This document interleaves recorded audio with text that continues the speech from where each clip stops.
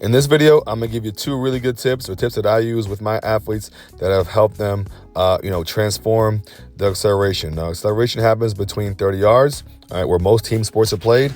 And ideally, all right, we want to have the athlete in this position from their ankle to their knee, to their glutes, to the shoulder, all right? They're in a straight line. Now we're coaching to this, but will they ever get in this straight line in real life? More than likely not, all right? But as long as they're pushing, all right, you see this motion is heavy, mostly glute, a little, quad as well, dominant, all right? They're really pushing.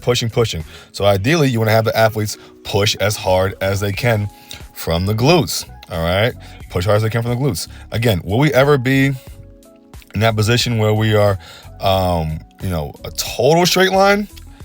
Again, probably not. I mean, even most professional track runners, sprinters, don't really get in that position. All right. So as long as we push from the glutes, all right, we'll be fine. Now, another question is, how much weight are we going to use as we're pushing? And that depends on the athlete. Like, you want to have the difference between their unresisted, say 50-yard dash time, like 10 to 15%.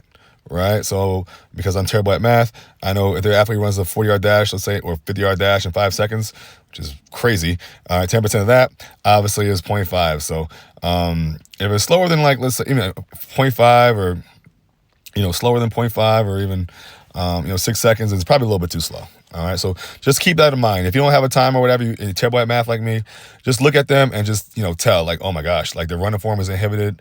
They're not covering much ground, right? The weight's too heavy. All right, it's better to be too light than too heavy, right? If you don't have a sled because, they're kind of hard to find or expensive or whatever the case is, you can always try hills. Right? These also put athletes in a really good, forward leaning position. And again, they're really driving from the glutes, right? They're driving from the glutes as hard as they can. To make the hill sprints even more competitive, I obviously, add people, make it a little more competitive. All right. This works well too. I mean, it works best if the athletes are similar. All right. But even if, like in this last clip, all right, I got some young guys here. Right?